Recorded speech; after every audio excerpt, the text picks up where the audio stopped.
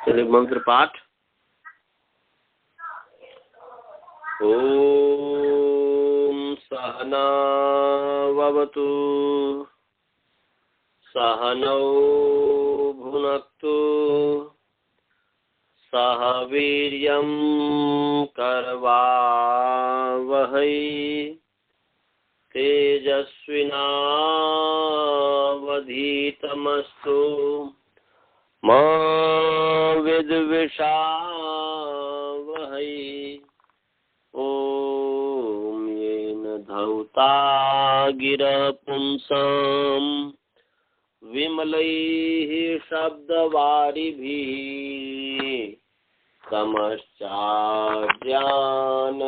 भिन्नम् तस्मै पाणिनये नमः। वाक्यकारं वरुरुचिं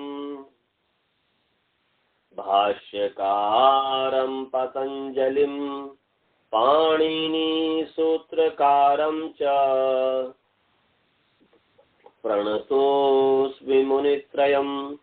ओम शांति शांति शांति। सर्वेभ्यो नमः। आइए ईश्वर की असीम अनुकंपा से, असीम कृपा से हम प्रथमावृत्ति अष्टाध्यायी का जो दूसरा अध्याय का तीसरा पाद है इसको पढ़ रहे हैं।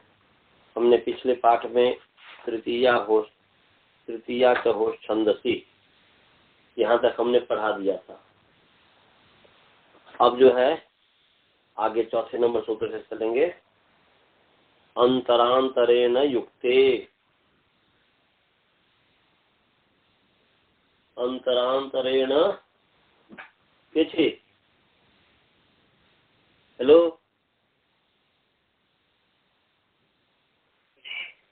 रुक जाइए किसी।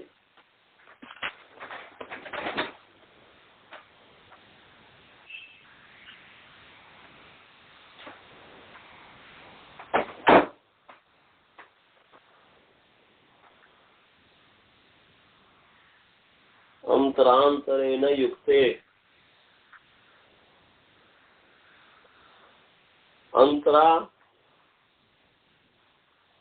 अंतरांतरेण अकारांत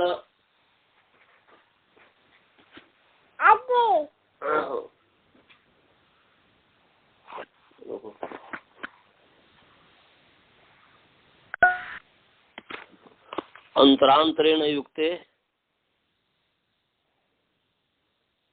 इसको जो है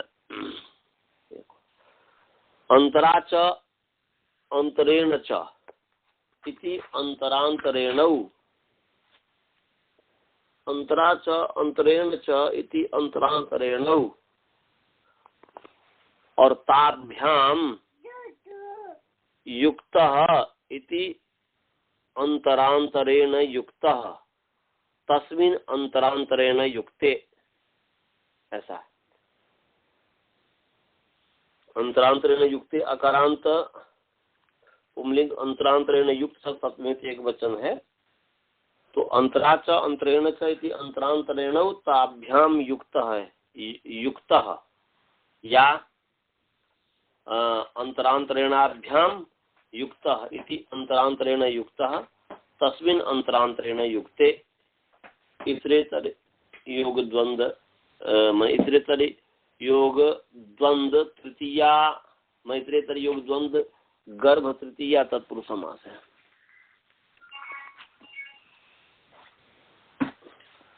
तो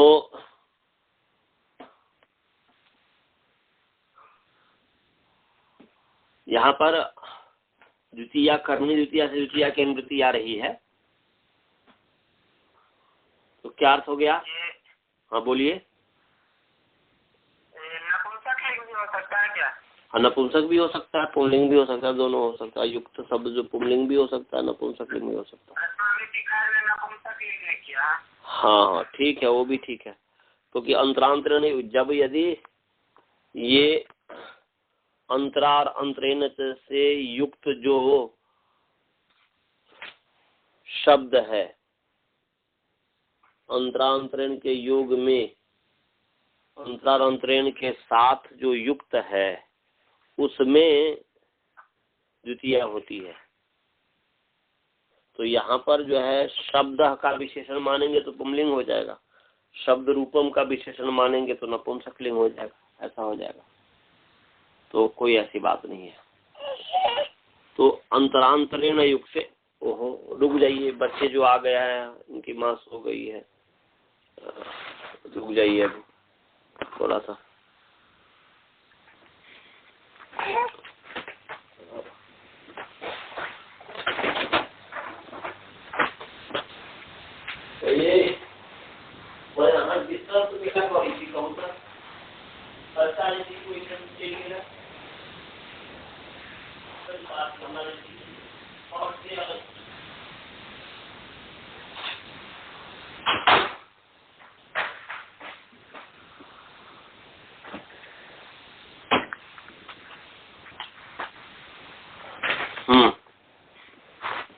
डिस्टर्ब कर दिया था, क्षमा करें। तो दोनों तरीके से हो सकता है। तो यहाँ पर अंतरा और अंतरेण ये दो शब्द है। तो अंतरा अंतरेण च युक्ते शब्दे द्वितीया विभक्तिर्भवति। अंतरा अंतरेण युक्ते च शब्दे द्वितीया विभक्तिर्भवति। और एक साथ करें तो अंतरांतरेण युक्ते शब्दे द्वितीया विभक्ति भवति। अंतरा अंतरेण युक्त, अंतरा अंतरेण के साथ जुड़े हुए जो शब्द है, अंतरा और अंतरेण के साथ जो जुड़ा हुआ शब्द है उसमें द्वितीया होती है। प्रथम वृत्ति कार्य कर रहा है कि अंतरांतरेण शब्दों निपातो ताभ्याम योगे द्वितीया विभक्तिर्भवति। बोलते अंतरा और अंतरेण ये जो शब्द जो है निपात है, ये शब्द जो है निपात है, बस यहाँ पर पढ़ दिया गया हुआ है। और उनके योग में द्वितीया माने अंतरा और अंतरेण शब्द निपात है। वो निपात संज्ञा पीछे पहले अध्याय के चतुर्थ पाद में जो आपने प्राग्रस्वान निपाता, तो निपात आपने पढ़ाई है। तो निपात संज्ञा है, अव्यय है, कहने का प्रयोग अंतरा अंतरेण ये दोनों शब्द जो है, परंतु यहाँ पर अंतरा अंतरेण ये दोनों शब्द को इन्होंने निपात माना है, शब्द निपात है। तो ठीक है, और इसके योग में जो है द्वितीया विभक्ति हो गई है। तो उदाहरण के लिए ये जो है षष्ठी विभक्ति प्राप्त थी, यहाँ पर द्वितीया विभक्ति कर दिया, षष्ठी विभक्ति का अपवाद है। उदाहरण है अंतरा त्वाम च माम च कमंडलु।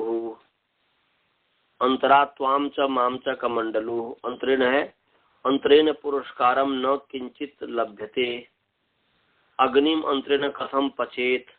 अंतरेण त्वाम च माम च कमंडलु। ये अंतरांतरेण का दिया है कि जैसे दिया कि अंतरा त्वाम च माम च, मतलब तेरे और मेरे बीच में कमंडलू है। यहाँ पर तेरे और मेरे बीच में, तो यहाँ पर संबंध बताया जा रहा है तेरे और मेरे बीच में। इस तरह तो षष्ठी विभक्ति प्राप्त था षष्ठी से, वो न होकर के अंतरा के योग में अंतरा के साथ जो युक्त शब्द है, तो अंतरा के साथ युक्त शब्द त्वाम और माम है, तो उसमें द्वितीया विभक्ति हो गई। इसलिए त्वाम माम षष्ठी न होकर के यहाँ पर द्वितीया विभक्ति हो गई है। ऐसे अंतरेण पुरस्कारम न किंचित लभ्यते, तो यहाँ पर पुरुषार्थ के बिना कुछ भी प्राप्त नहीं होता। पुरस्कारम का अर्थ है पुरुषार्थ। तो पुरस्कार के बिना अर्थात पुरुषार्थ के बिना कुछ भी प्राप्त नहीं होता। तो यहाँ पर अंतर पुरस्कार के बिना, तो पुरस्कार में यहाँ पर षष्ठी विभक्ति प्राप्त थी, उसका ये अपवाद है। तो ये अंतरेण के योग में यहाँ पर अंतरेण के साथ संबंधित जो पुरस्कार शब्द है, उसके साथ अंतरेण के साथ जो पढ़ा हुआ अंतरेण के साथ युक्त जो शब्द है, वो ध्यान रखेंगे कि अंतरेण के साथ या अंतरा के साथ जो युक्त शब्द है उसमें द्वितीया विभक्ति होती है। माने ये इस प्रथम वृत्ति में जो ऐसा लिखा हुआ है कि अंतरार अंतरेण के योग में द्वितीया होती है, संबंध में द्वितीया होती है, इतने ही तक यदि अर्थ करते हैं तो मन में आपको शंका हो सकती है कि भाई अंतरा और अंतरेण के योग में, संबंध में, तो अंतरा और अंतरेण के योग में द्वितीया होती है, तो अंतरा अंतरेण के योग में हिंदी में जो अर्थ दिया वो ठीक नहीं दिया है। संस्कृत में जो अर्थ है वो ठीक है, ताभ्याम योगे। तो ताभ्याम योगे, तो ताभ्याम योगे का मतलब हुआ कि अंतरांतर माने अंतरा अंतरेणाभ्याम, अंतरेणाभ्याम योगे। तो अंतरा और अंतरेण के साथ योगे माने युक्त शब्द में, जुड़े हुए शब्द में। तो यहाँ पर ताभ्याम में सह के योग में तृतीया है, ऐसा समझ लीजिएगा कि या माने वो साथ अर्थ को बता रहा है, जैसे कि अंतरा और अंतरेण के साथ युक्त, जुड़ा हुआ, युक्त माने जुड़ा हुआ शब्द। तो यहाँ पर अंतरा और अंतरेण के साथ जुड़ा हुआ शब्द क्या है? कमंडलू है कि त्वाम और माम है? तो अंतरा और अंतरेण का अर्थ है मध्यम और विना अर्थ में है। मध्यम और विना दो अर्थ है, मध्य और विना। अंतरा का अर्थ है मध्य और अंतरेण का अर्थ है विना।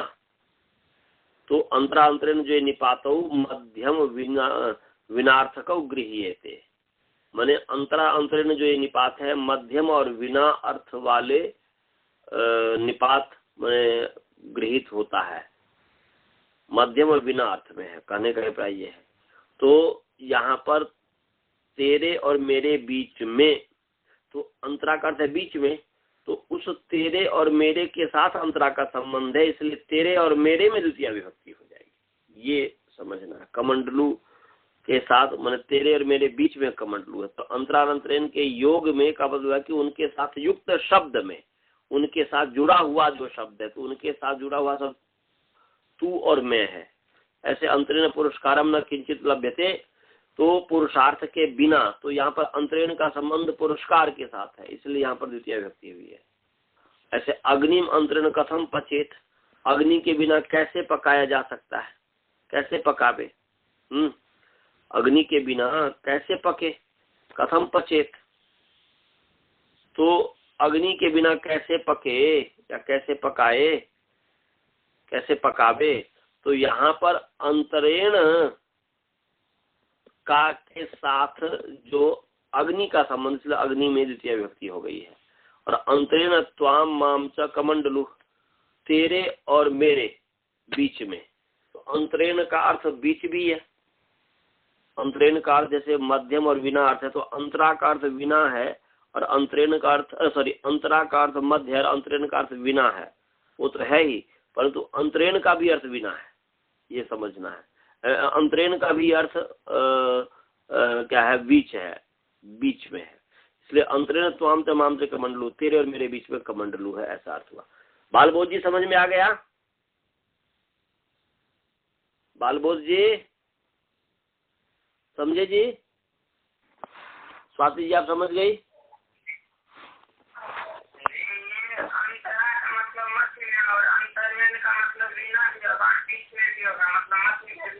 अंतरेण का दोनों अर्थ है।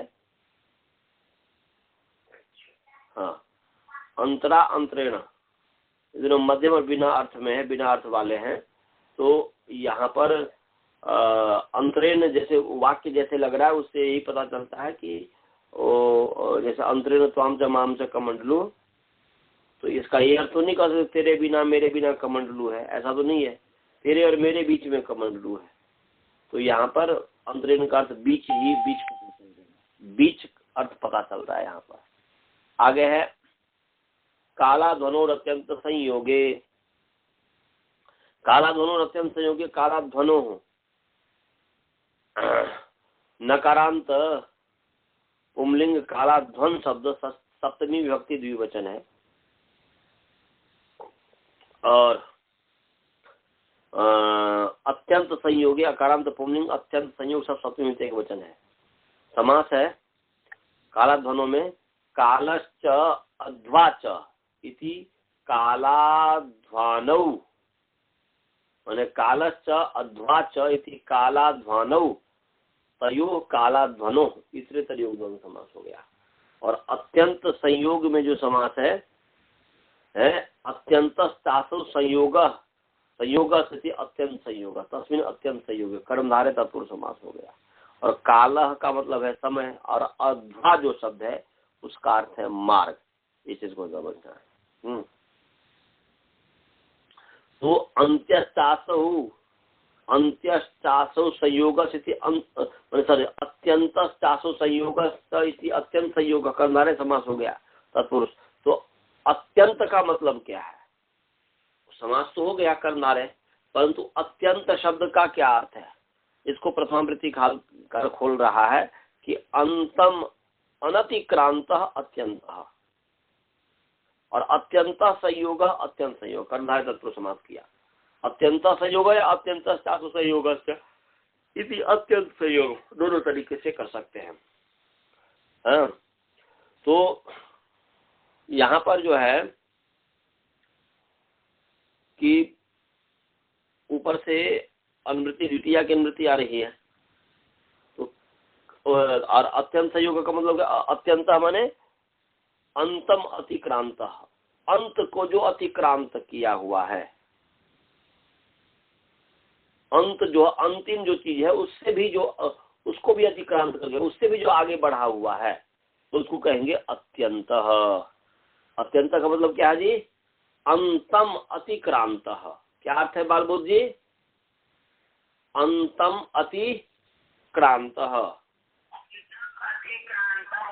हाँ, अंतम अतिक्रांत। तो अतिक्रांत माने पार हुआ। अतिक्रांत का क्या अर्थ है? पार हुआ।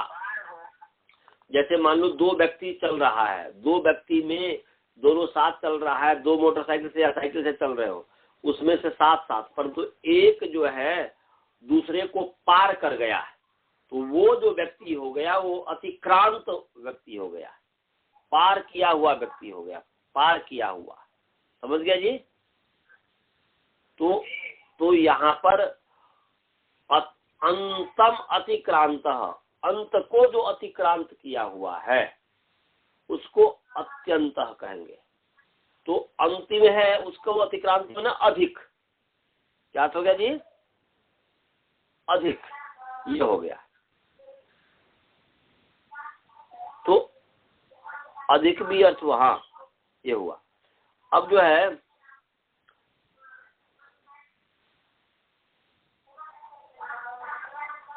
तो यहाँ पर अर्थ हुआ कि अत्यंत संयोगे गम्य माने,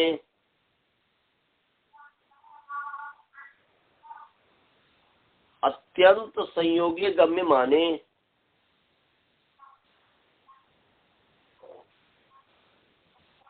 अध्वा वाचनी शब्दे कालवाचनी शब्दे द्वितीया विभक्तिर भवति, माने अत्यंत संयोग गम्यमान होने पर कालवाची जो शब्द है, कालवाची शब्द में द्वितीया होती है, और अध्वावाची जो शब्द है उसमें द्वितीया होती है। सप्तमी अक्षर के यही किया कि कालवाचिनी शब्दे अध्वावाचिनी च शब्दे द्वितीया विभक्तिर भवति। और इसको आप ऐसा भी कर सकते हैं कि काला ध्वनों में जो सप्तमी या षष्ठी विभक्ति द्विवचन भी मान सकते हैं, और इसको पंचमी अर्थ में षष्ठी ऐसा कहेंगे, और फिर अर्थ इसका हो जाएगा काल वाचिभ्य अध्वावाचिभ्य शब्देभ्य द्वितीया विभक्तिर भवति अत्यंते संयोगे गम्य माने, अत्यंते संयोगे गम्य माने। तो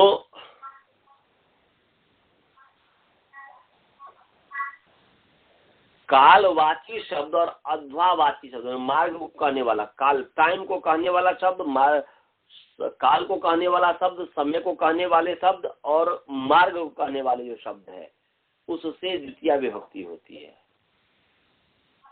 या उसमें द्वितीय विभक्ति होती है। उसमें का मतलब है उससे, उसमें क्या होगी, वो शब्द के आगे द्वितीय विभक्ति होगी ना जी, अम औट सस। तो इसलिए पंचमी अर्थ षष्ठी भी व्यक्ति करके पंचमी षष्ठी, पंचमी अर्थ में षष्ठी है, पंचमी अर्थ में सप्तमी है, ऐसा कर करके ऐसा अर्थ कर सकते हैं। तो यहाँ पर अत्यंत संयोग का क्या अर्थ है जी? अत्यंत संयोग का क्या अर्थ है? तो अत्यंत संयोग का अर्थ बता रहे हैं कि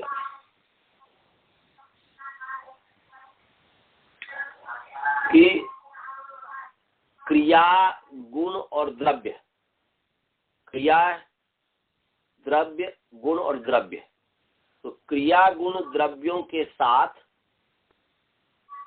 काल और अध्वा वाची जो शब्द है उसका साकल्य से संपूर्ण रूप से संबंध जो है इसको अत्यंत संयोग कहा है। इसको अत्यंत माने क्रिया गुण द्रव्य ही सह कालाध्वनो साकल्येन संबंधो अत्यंत संयोग, ये बताया। तो उदाहरण के लिए, उदाहरण से समझ में आ जाएगा कि काल जैसे है, जैसे मासम अधीते देवदत्त, मासम अधीते देवदत्त, तो मास, एक मास तक, मास भर जो है देवदत्त पढ़ता है। अधीते देवदत्त, तो यहाँ पर जो है क्रिया है, इस क्रिया के साथ, इस क्रिया के साथ पढ़ना जो क्रिया है, उस पढ़ना क्रिया के साथ काल जो को बताने वाला कालवाची जो शब्द है मास, मंथ, तो कालवाची क्रिया के साथ कालवाची शब्द से द्वितीय विभक्ति होती है।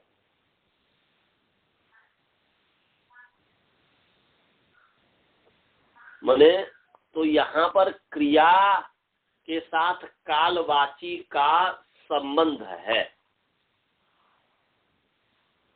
अत्यंत संयोग है।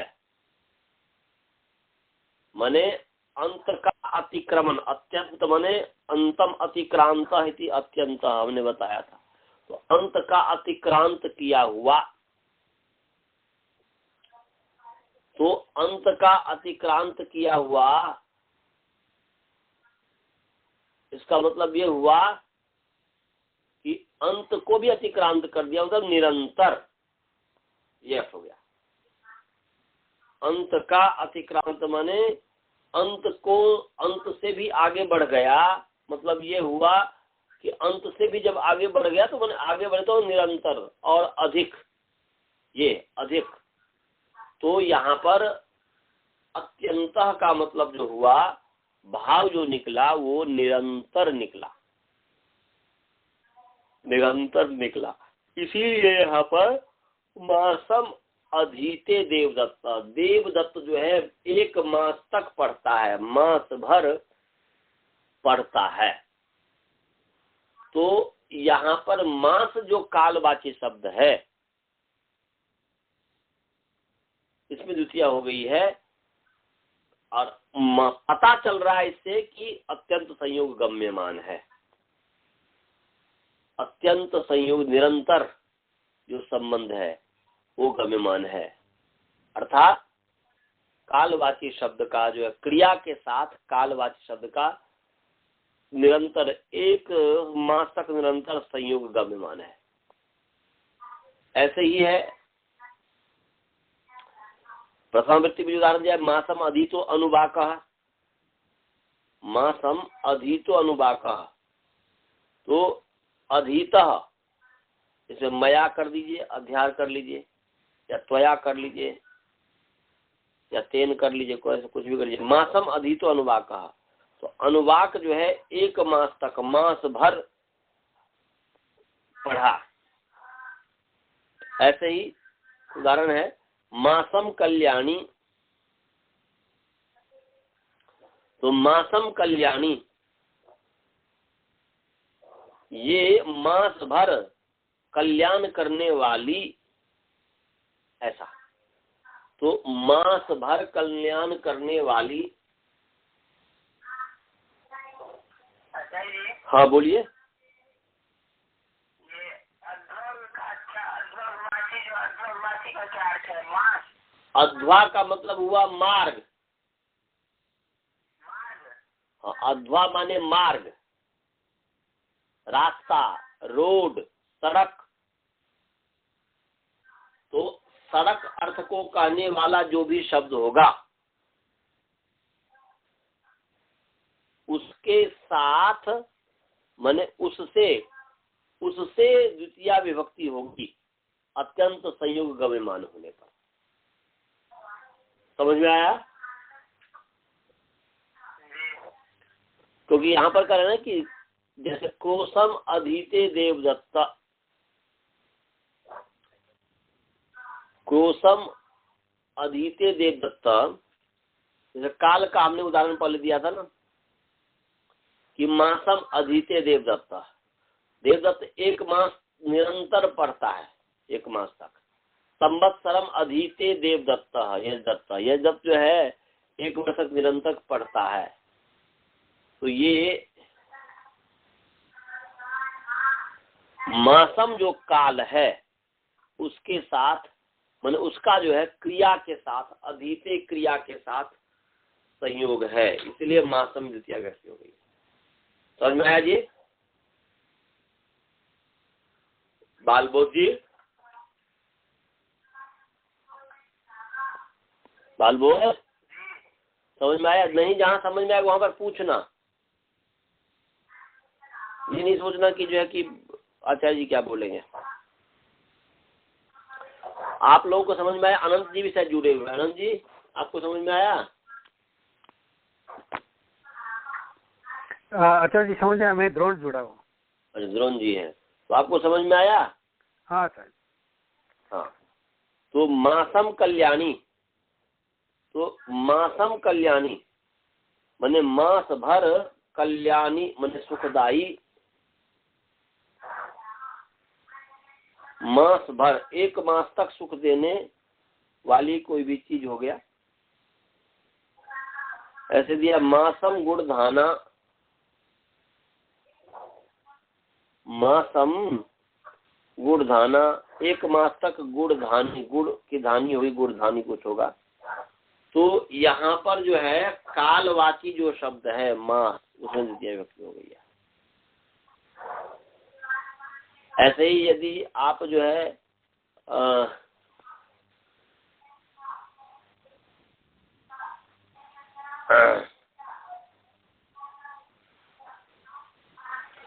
तो जैसे मासम कल्याणी का मतलब ये हुआ कि मास भर कल्याणी सुखदाई, माने 1 मास कल्याण में रहा। मासम कल्याणी का अर्थ हुआ 1 मास तक सुख में रहा, सुखमय रहा, सुखमय रहा। और मासम गुड़धाना माने कि गुड़धाना, गुड़ के साथ मिश्रित जो धान है, जो धानी है, वो मासम मास भर तक खाई गई, तो मासम गुड़धाना।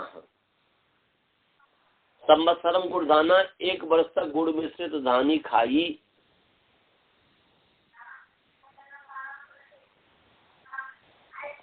अब आ गए अध्वा, अध्वा के साथ। तो अध्वा का उदाहरण दिया है क्रोशम अधीते, क्रोशम कुटिला नदी, क्रोशम पर्वतः।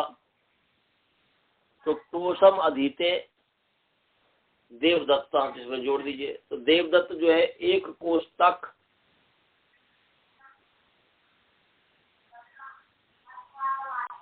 एक पुस्तक पुस्तक पढ़ता रहा, मैंने अधीते मैंने पढ़ता है, तो देवदत्त एक कोष्टक पुस्तक पढ़ता है।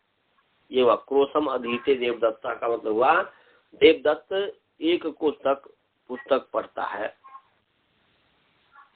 कोष भर पढ़ता है।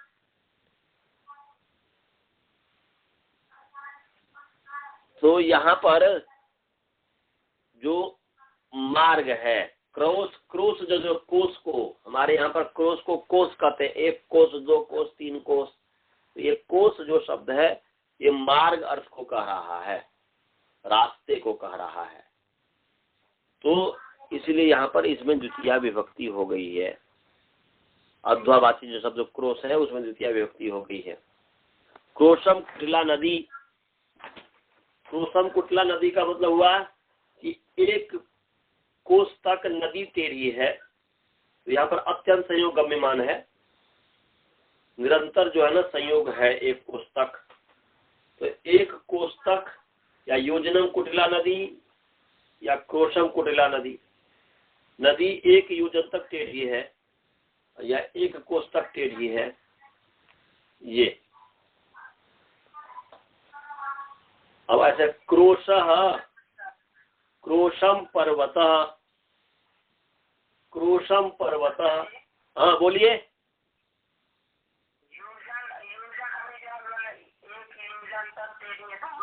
क्या होता है? जैसे कोष होता है वैसे योजन है। कितने दूर का होता है? अब कितने दूर का होता है वो तो मुझे याद नहीं है अभी।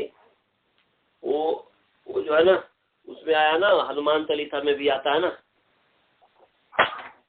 हनुमान चालीसा में भी आता है ना कि योजन वो देखना पड़ेगा, कंप्यूटर में देखना पड़ेगा या मैं देख के बताऊंगा कि भाई एक योजन कितने दूर का हुआ। अब आगे है जैसे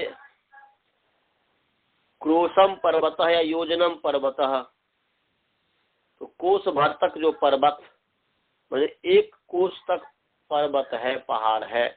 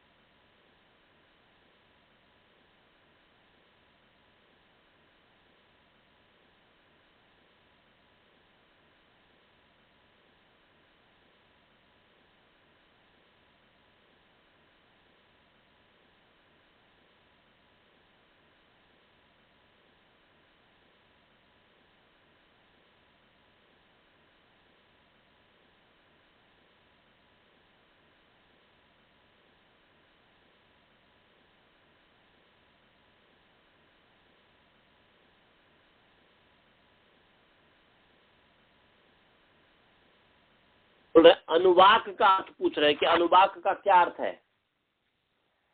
ये आपने उपनिषद पढ़ा है? उपनिषद में आप जब पढ़ोगे जैसे अध्याय होता है ना जी, उसी तरीके से अनुवाक होता है। हाँ, वो मंत्र इत्यादि जो है प्रथम अनुवाक, द्वितीय अनुवाक। अनुवाक का शब्दार्थ हुआ कि वाक के पश्चात, अनु माने पश्चात और वाक माने वाणी।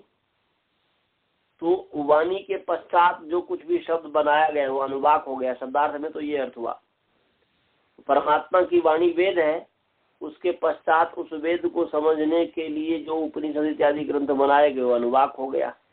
उसमें अनुवाक इत्यादि होता है, प्रथम अनुवाक, द्वितीय अनुवाक, कहीं पर बल्ली होता है। तो ये इस तरीके से। तो मासेन अनुवाको अधित, मतलब कि एक मास तक निरंतर जो है अनुवाक अर्थात वेद का जो अनुवाक है उसको पढ़ा। अनुवाक का समझ गए? हाँ। तो यहाँ पर अपवर्ग क्या गम्यमान हो रहा है जी? अपवर्ग क्या अर्थ है यहाँ पर? तो अपवर्ग का मतलब है कि फल प्राप्त सत्याम क्रिया परिसमाप्ति अपवर्ग, ये है अपवर्ग का अर्थ। अपवर्ग लिख लेंगे, फल प्राप्त सत्याम क्रिया परिसमाप्ति ही, फल प्राप्त सत्याम क्रिया परिसमाप्ति ही अपवर्ग।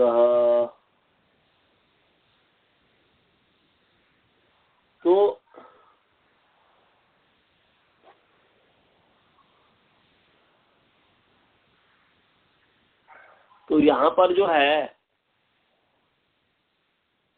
फल की प्राप्ति, यहाँ पर कि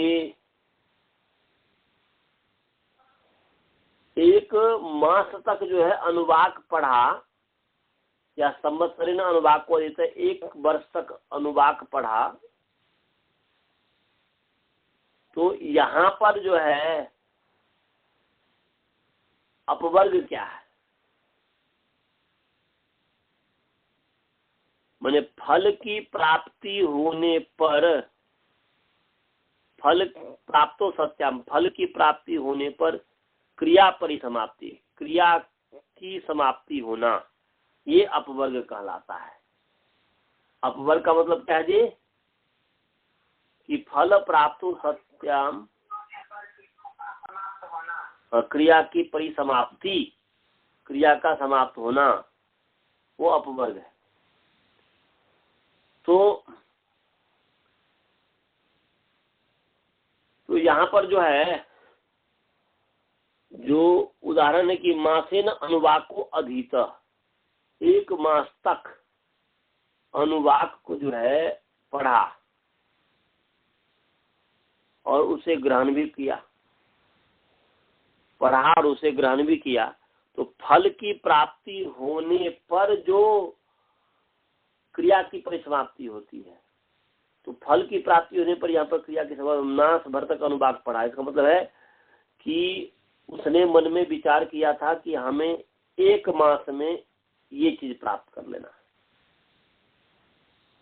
तो एक मास में हमें ये चीज टारगेट है कि हमें इस फल को प्राप्त कर लेना है।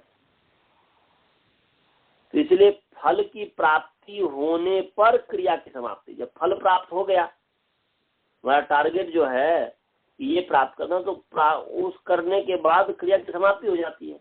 अब जैसे मान लो कि हमारा उद्देश्य है कि मैं जो है एमए क्लास तक पढ़ूं, तो हमारा उद्देश्य जो है एमए क्लास तक है।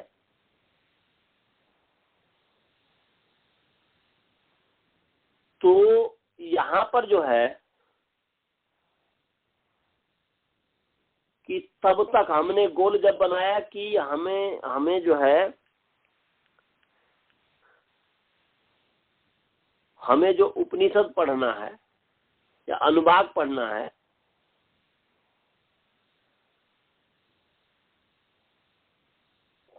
तो यहाँ पर उस उद्देश्य की प्राप्ति के लिए, उस फल की प्राप्ति में होने पर क्रिया की समाप्ति होगी। जब तक फल की प्राप्ति नहीं होगी तब तक क्रिया की समाप्ति नहीं होगी। जब तक फल की प्राप्ति नहीं होगी तब तक क्रिया की समाप्ति नहीं होगी।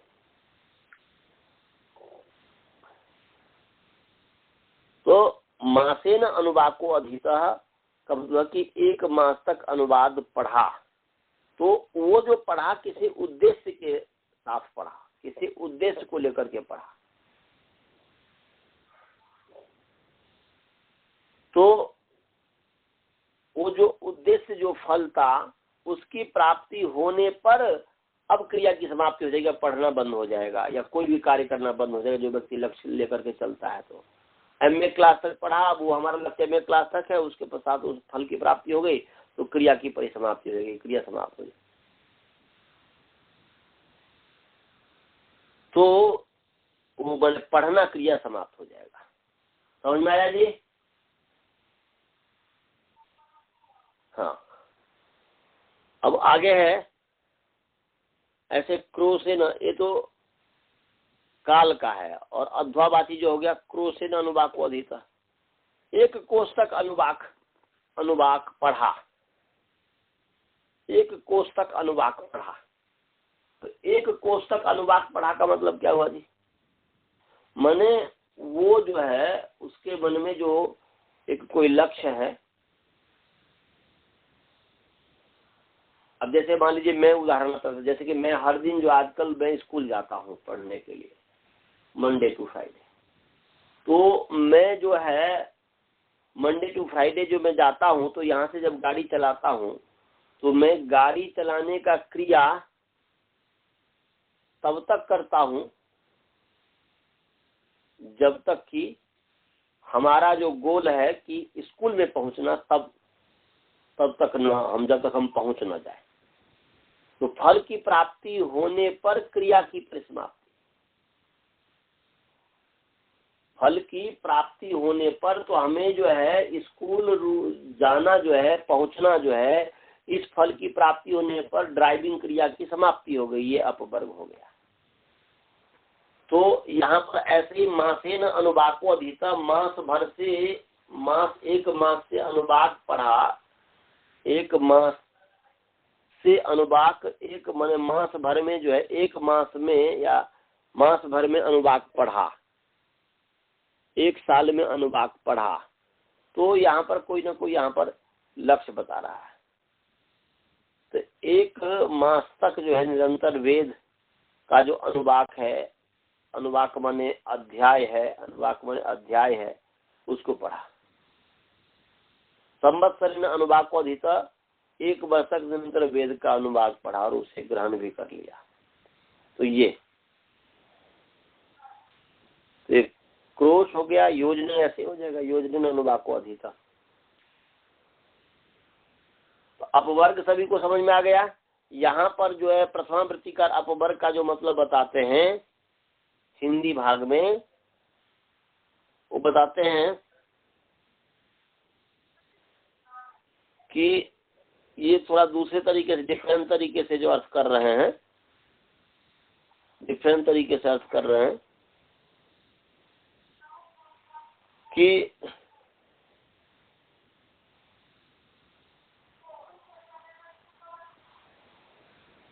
क्या मैं बता रहा था?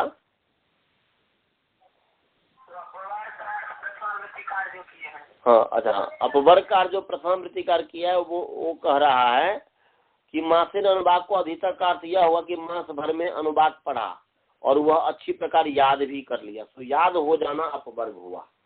ये अपवर्ग प्राप्त हो जाना, याद हो जाना। तो याद, उसका लक्ष्य याद था तो इसलिए याद हो जाना कर दिया। ये भी ठीक ही है, गलत नहीं है। अब आगे है सप्तमी पंचम्यो कारक मध्य। तो सप्तमी पंचम्यो कारक मध्य,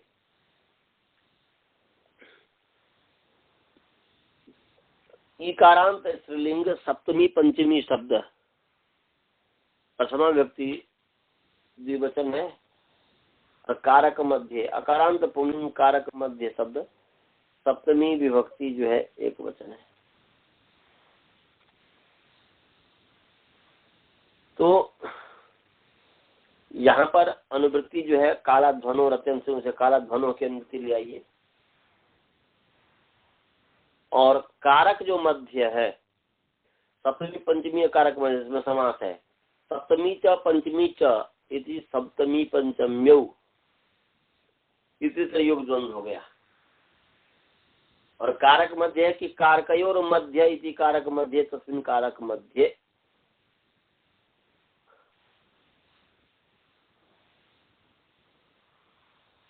तो अर्थ क्या बन गया जी? अर्थ बन गया कि कारक मध्य, तो कारक मध्य में जो समास है वो है कारकयोर मध्य, ऐसा कारकयोर मध्य इति कारक मध्य, षष्ठी तत्पुरुष समास है। कारकयोर मध्य, तो कारकयोर मध्य कारक मध्य, तो अर्थ क्या बन गया जी? अर्थ बन गया इसका कि कारकयोर मध्य, कारक के मध्य में, तो कारकयोर मध्य वर्तमानेभ्यः कालवाचिभ्यः अद्वावाचिभ्यश्च शब्देभ्यः सप्तमी पंचम्यो विभक्ति भवतः, ऐसा अर्थ हुआ कि कारकयोर मध्य,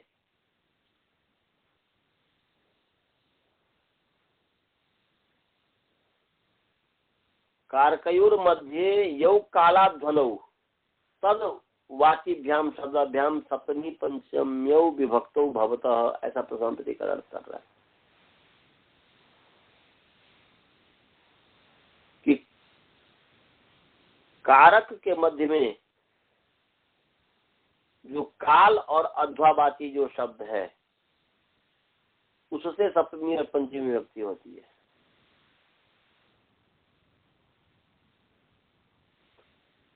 तो यहाँ पर उदाहरण जो दिया है तो मैंने काल कारकयोर मध्य यो काला ध्वनोत्तर वाचिभ्याम शब्दाभ्याम पंचमी सप्तमी पंचम्यो विभक्तो भवतः, सप्तमी और पंचमी विभक्ति होती है, या पंचमी अर्थ के आधार पर भी अर्थ कर सकते हैं कि कारकयोर मध्य वर्तमानेभ्यः कालवाचिभ्यः अध्वावाचिभ्यः शब्देभ्यः सप्तमी पंचमी विभक्ति भव, सप्तमी पंचमी विभक्ति भवतः, सप्तमी पंचम्यो विभक्ति भवतः। ये तो जैसे कालः, कालः का देख लीजिए उदाहरण, अद्य देवदत्तो भुक्त्वा द्वहे भोक्ता, अद्य देवदत्तो भुक्त्वा द्वहे भोक्ता। तो इसका अर्थ है कि अद्य आज जो है देवदत्त खा करके, देवदत्तो भोक्त्वा, अद्य देवदत्तो भोक्त्वा, आज देवदत्त जो है उस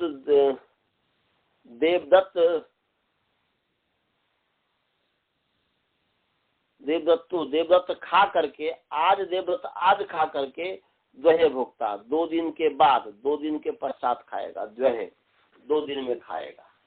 तो यहाँ पर जो है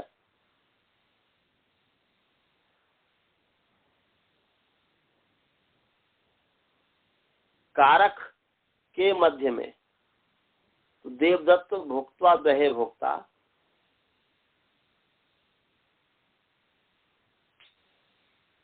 तो यहाँ पर देवदत्त क्या है जी? देवदत्त खाकर 2 दिन के बाद खाएगा, 2 दिन बाद खाएगा, ऐसा।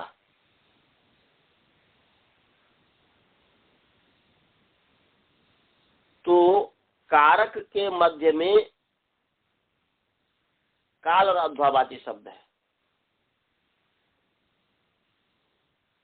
कारक के मध्य में जो है यहाँ पर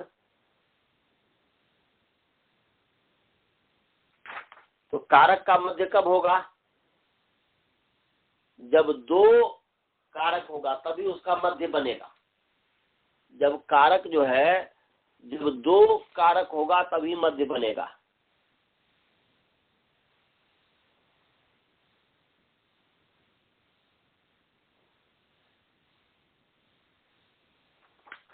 तो यहाँ पर कारक के मध्य में तो एक तो ये हुआ कि देवदत्त आज खा करके फिर 2 दिन के बाद खाएगा, द्वहे भोक्ता।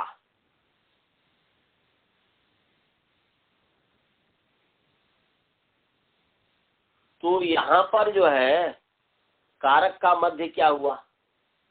तो कारक का मतलब यहाँ पर है, कारक का मतलब जो है यहाँ पर, वो कारक का मतलब जो लेना चाहिए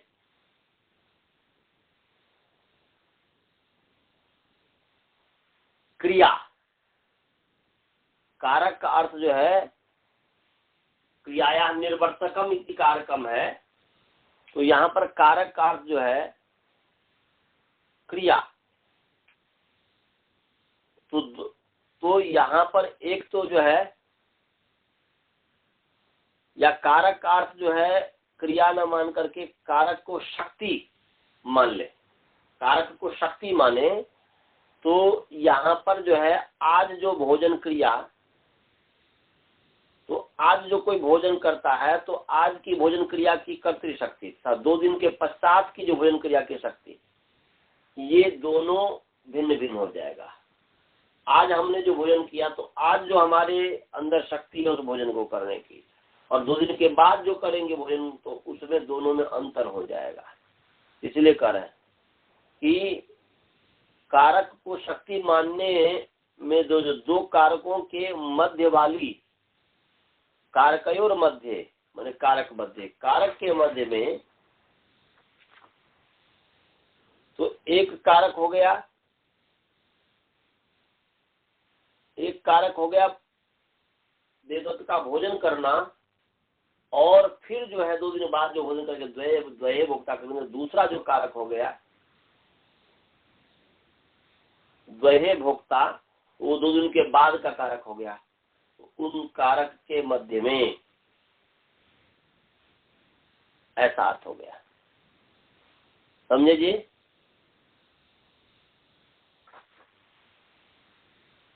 हाँ, इसमें जरा आप और विचार कीजिएगा। ऐसे अद्य देवदत्तो भोक्ता द्व्याद भोक्ता, तो अद्य देवदत्तो भोक्ता द्व्याद भोक्ता अर्थ वही होगा।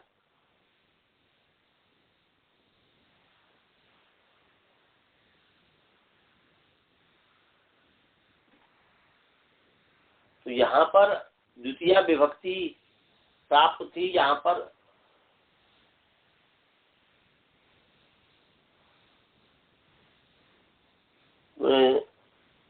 द्वितीय विभक्ति प्राप्त थी, सप्तमी पंचमी विभक्ति कर दिया है। अब इतना ही रहने दीजिए, तो मुझे नींद आ रही है इसलिए मैं ठीक से नहीं समझा पा रहा हूँ। तो कल फिर इस पर हम आपको पढ़ाएंगे। हाँ, यही इसी सप्तमी पंचमी कारक मध्य पढ़ाते हुए फिर आगे चलेंगे।